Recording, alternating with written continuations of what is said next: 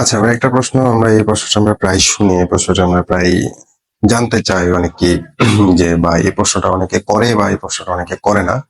কিন্তু আমাদের কাছে এই প্রশ্নটা প্রায় আসে যখন আমরা ক্যারিয়ার রিলেটেড কোথাও কথা বলতে যাই বা কোনো প্রশ্ন পাই, যে স্নাতক করার পরে বা অনার্স করার পরেই আমাদের যে স্টুডেন্ট আছে, যে প্রার্থীরা আছে, চাকরি প্রার্থীরা, তারা কেন চাকরির দিকেই ছুটে বেশিরভাগ প্রার্থী, কেন হচ্ছে গিয়ে ভিন্ন কিছু করতে চায় না, কেন হচ্ছে বিসিএস, ব্যাংক, যে কোনো চাকরি, এগুলোই কেন তারা আসলে প্রেফার করে, তারা আসলে কেন আলাদা কিছু প্রেফার করে না, বা বেশিরভাগ স্টুডেন্ট কেন আসলে চাকরির পিছনে ছুটে?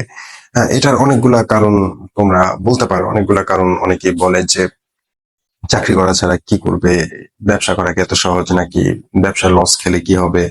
হ্যাঁ, তো আসলে এটা মেইন কারণটা কি? এটা মেইন কারণ আসলে দুইটা। এটা মেইন কারণ, প্রথম কারণ হচ্ছে গিয়ে সোশ্যাল কারণ, আমাদের একটা সামাজিক কারণ হচ্ছে। দ্বিতীয় কারণ হচ্ছে গিয়ে আমাদের বিহেভিয়ারাল কারণ, অর্থাৎ আমাদের এটা বৈশিষ্ট্যের মধ্যেই আছে। তো সোশ্যাল কারণটা আমরা একটু পরে আলোচনা করি, প্রথমে বিহেভিয়ারাল কারণটা আলোচনা করি। তো যে জব সেক্টরে তোমরা আসতে চাচ্ছ, বা আমরা যে জব সেক্টরে আসছি, ফাইনালি আরো অনেক প্রতি প্রতি বছর লাখ লাখ স্টুডেন্ট বের হয়, তারা আসলে এই জবের জন্যই ট্রাই করে। হ্যাঁ, বেশিরভাগই, আমি পার্সেন্টেজটা জানি না, তবে বেশিরভাগই জবের জন্য ট্রাই করে। এই এই যে জবের জন্য ট্রাই করে, এটা একটা রেস। এবং দেখো এই রেসের মধ্যে কত পার্সেন্ট সিট, তোমাদের যত স্টুডেন্ট বের হয় তার মধ্যে যে চাকরিগুলো স্টুডেন্টদের সবচেয়ে কাঙ্ক্ষিত চাকরি থাকে, ভালো ভালো যে চাকরিগুলো, এগুলো আসলে যে পরিমাণে স্টুডেন্ট পরীক্ষা দেয় তাদের কত পার্সেন্টের জন্য এই চাকরিগুলো থাকতে পারে? 2 থেকে 3% জন্য এই চাকরিগুলো থাকে হয়তো। ঠিক আছে, একদম প্রথম সারির যে চাকরিগুলোকে মানে এখন কনসিডার করা হয় যে এগুলাই হচ্ছে গিয়ে প্রথম সারির চাকরি, বিসিএস এর কয়েকটা ক্যাডার, ভালো ভালো ব্যাংক বলো, বা ভালো ভালো এমএনসি গুলা বলো, এগুলোর জন্য কিন্তু বেশি অপরচুনিটি থাকে না, কিন্তু তারপরেও কিন্তু এগুলার পিছনে সবাই ছুটে। এটা একটা মূল কারণ হচ্ছে বিহেভিয়ার। আমরাও সেই একই বিহেভিয়ারের অন্তর্গত। এই বিহেভিয়ারটা হচ্ছে কি, সবাই যেদিকে যাচ্ছে, সবাই যেদিকে ছুটছে, হ্যাঁ, বাকিরাও সেদিকে ছুটছে। এটার মধ্যে একটা সিকিউরিটি আছে, যে যেহেতু সবাই এই কাজটা করতেছে, তাহলে এই কাজের মধ্যে এই কাজটা নিশ্চয় ভুল না, এই কাজে নিশ্চয়ই সফলতার সম্ভাবনা আছে, এই কাজটা নিশ্চয় অনেক ভালো, এই জন্যই তো সবাই এই কাজটা করতেছে। তো সবার সাথে থাকলে একটা সিকিউর ফিল হয় যে না, আমি আলাদা কোনো কাজ করতেছি না, আমি স্টেপ আউট হয়ে যাচ্ছি না, আমি এমন কোনো কাজ করতেছি না যেটাতে আমি রিস্কে পড়ে যাবো।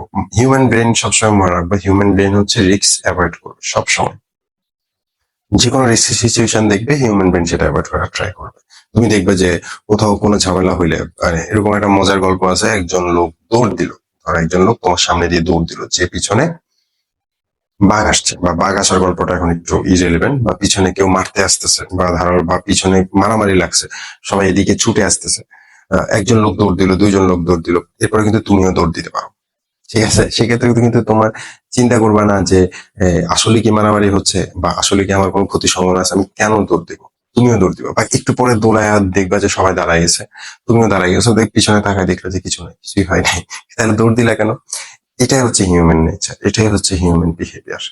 যে হিউম্যান বিহেভিয়ার কখনো রিস্ক নিতে চায় না, সবাই যেটা করে সেটার মধ্যে থাকতে চায়। কিন্তু তোমরা যখন দেখবে যে, আমরা যখন ছোটবেলায় ছিলাম বা এখনো যখন ক্লাসে থাকি, তখন যখন জিজ্ঞেস করি যে এটা কে পারবে, পড়াটা কাকে জিজ্ঞেস করবো, দেখবা যে বেশিরভাগ স্টুডেন্ট চোখ নামায় ফেলছে।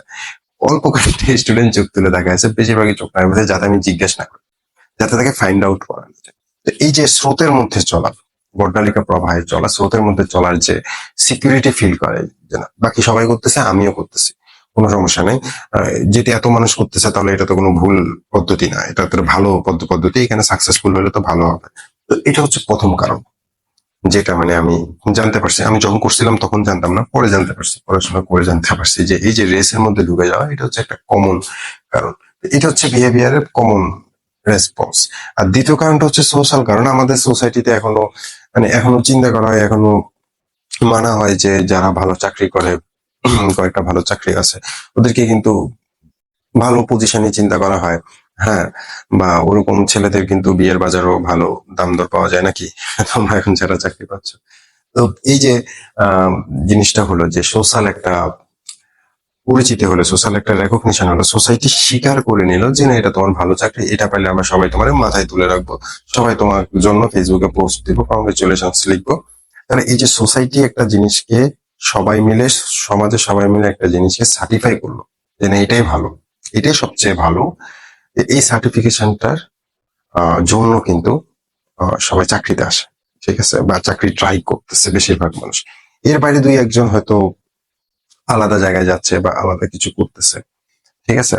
তো এটা হচ্ছে বেসিক কারণ, এই দুইটা হচ্ছে বেসিক কারণ। তার মধ্যে প্রথম কারণটা আমি অবশ্যই বলবো যেটা বিহেভিয়ারিয়াল কারণ। কারণ এর মধ্যে অনেকে আছে যারা আসলে আহ নিজে কিছু করার চেষ্টা করতেছে, উদ্যোক্তা হওয়ার চেষ্টা করতেছে, স্টেপ আউট হয়ে যাচ্ছে। তারা হচ্ছে গিয়ে এক পা সামনে এগিয়ে যাচ্ছে যে না আমি আসলে সবার মতো এটা করবো না, আমি এটা করবো। তো তারা রিস্ক নিচ্ছে, তাদের হচ্ছে গিয়ে বাকিদের চেয়ে একটা জিনিস বেশি আছে, সেটা হচ্ছে সাহস আছে। হ্যাঁ, তো সাহসের কারণে তারা রিস্ক নিতে পারতেছে এবং ফর্চুনেটলি অনেকেই সফল হচ্ছে, আবার আনফর্চুনেটলি অনেকে সফল হচ্ছে না, তারা আবার চেষ্টা করে সফল হচ্ছে।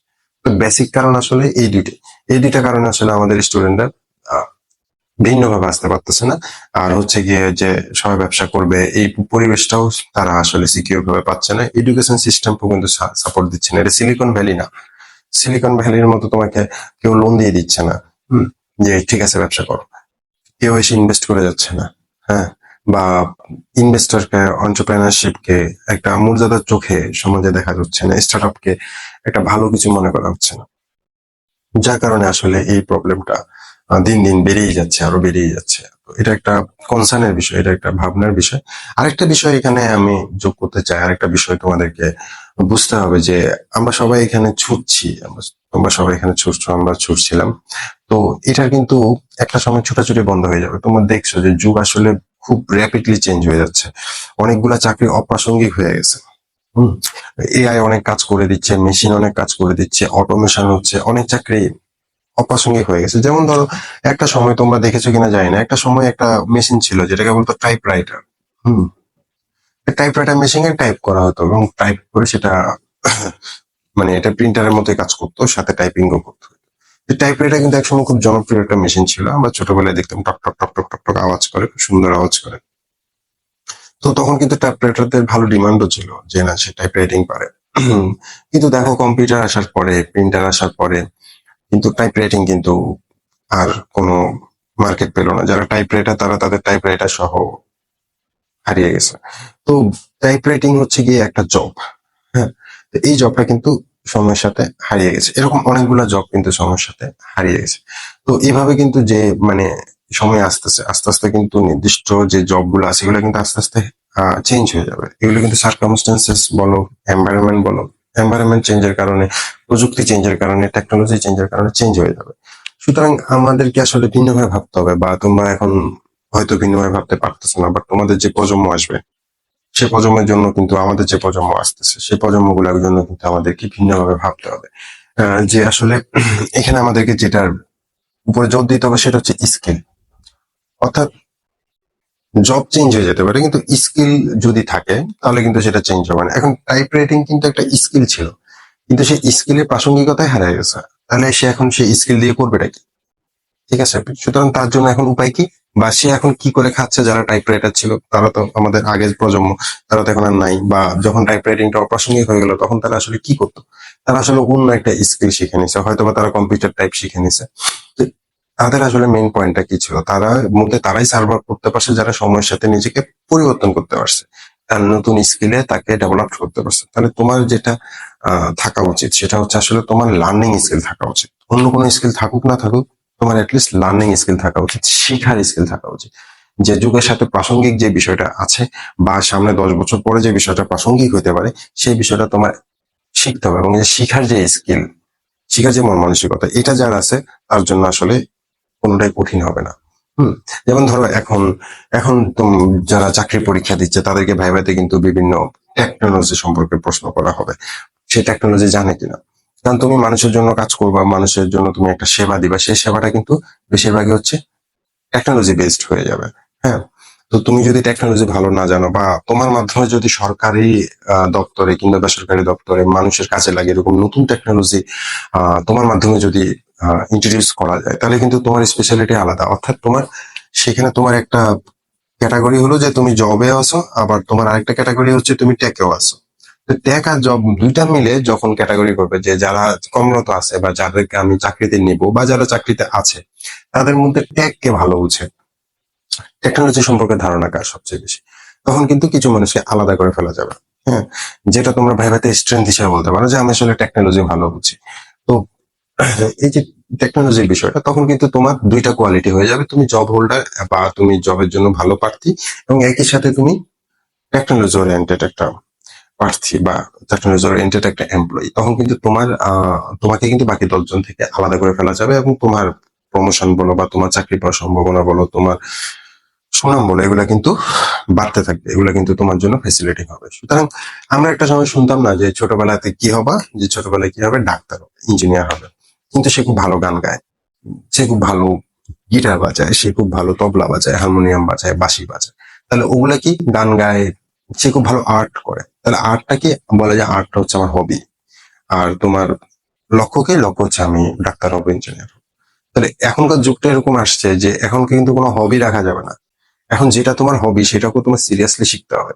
তুমি আর্ট ভালো পারো, তুমি কিন্তু আর্ট সিরিয়াসলি শিখতে হবে। পাশাপাশি তুমি ধরো ইঞ্জিনিয়ার, আবার পাশাপাশি তুমি ভালো আর্ট পারো, তাহলে কয়টা কোয়ালিটি হলো, দুইটা কোয়ালিটি। তাহলে আগামী 10 বছর পরে এরকম সিচুয়েশন আসবে যে শুধু ইঞ্জিনিয়ার হলে হবে না, পাশাপাশি ভালো আর্ট বুঝতে হবে। তাহলে হচ্ছে আর্টিস্টিক কিছু একটা তৈরি করে ফেলা যাবে, আবার পাশাপাশি ইঞ্জিনিয়ারিং নলেজও অ্যাপ্লাই হবে। তাহলে দুইটা ক্যাটাগরি যখন এক হয়ে যাবে, তখন কিন্তু খুব কম মানুষকে বেছে নেওয়া হবে যে কারা ইঞ্জিনিয়ারিংও পারে আবার আর্টও পারে। ঠিক আছে, তো যারা ইঞ্জিনিয়ারিং আর্ট দুইটাই পারে তাদেরকেই শুধুমাত্র নেওয়া হবে, বাকিরা যারা ইঞ্জিনিয়ার আছে তাদেরকে নেওয়া হবে না, বাকিরা যারা আর্টিস্ট আছে তাদেরকে নেওয়া হবে না। সুতরাং এখন তোমার যেটা হবি, তুমি যেটা করতে পছন্দ করো, সেটা যদি প্রোডাক্টিভ কিছু হয়, হ্যাঁ, তাহলে সেটাকেও তুমি সিরিয়াসলি শিখতে হবে। তাহলে তোমার একটার জায়গায় দুইটা স্কিল হয়ে যাবে, এবং দুইটা স্কিল এরকম কম্বিনেশন করে ইন ফিউচারে যখন 10 বছর পরে, 15 বছর পরে, ইন ফিউচারে যখন এই দুইটা স্কিল কম্বিনেশন করে যখন কোনো এমপ্লয়ি খোঁজা হবে বা কাউকে খোঁজা হবে, তখন কিন্তু তুমি বাকিদের চেয়ে অনেক এগিয়ে থাকবা, কারণ তুমি তোমার হবিটাকে সিরিয়াসলি শিখছো। সুতরাং এই জায়গাগুলা আমাদের জন্য বা আমাদের ভবিষ্যৎ প্রজন্মের জন্য ইম্পর্টেন্ট, যে আমাদেরকে আসলে এই র্যাট রেস যেটাকে আমরা বলি, ইঁদুর দৌড়, এখান থেকে আসলে ভিন্নভাবে ভাবার সময় আসছে। সুতরাং যে আমাদের সোসাইটির যে প্রেশার থাকে এবং আমাদের বিহেভিয়ারাল যে বিষয়গুলো, এর কারণেই আসলে আমাদের স্টুডেন্টরা এখন হচ্ছে গিয়ে বেশিরভাগ স্টুডেন্ট জবের দিকে আসতে চাচ্ছে, এবং আমার মনে হয় যেটা একটা সময় চেঞ্জ হবে, কারণ একটা সময় এই সকল জব অপ্রাসঙ্গিক হয়ে যাবে। আর এই ধরনের তোমার সুযোগ সুবিধা থাকবে না জবগুলোতে, কারণ অটোমেশন চলে আসবে, এআই চলে আসবে, সবকিছু প্রযুক্তি ভিত্তিক হয়ে যাবে, আধুনিক হয়ে যাবে। তখন আসলে এভাবে হয়তো জীবন চলা সম্ভব না। সুতরাং তোমাদের যারা আছো, তাদের স্কিল আছে, যাদের অন্য দুই একটা স্কিল আছে, সেসব স্কিল গুলোও তোমরা সিরিয়াসলি শিখো। হ্যাঁ, তোমাদের ছোট ভাই বোন আছে, ওদেরকে ওই কথাটা বলো যে তোমাদের যেটা স্কিল আছে, কন্টেন্ট ক্রিয়েশন স্কিল, তারপরে হচ্ছে গ্রাফিক্স স্কিল, বা যে কোনো ধরনের স্কিল, তুমি ওগুলো ভালো করে শিখো। ওটাকে হবি না, ওটাকে এখন সিরিয়াসলি নেওয়ার সময় চলে আসছে। তাহলে দুইটা স্কিল মিলে একটা নতুন ক্যারিয়ার ক্রিয়েট হবে।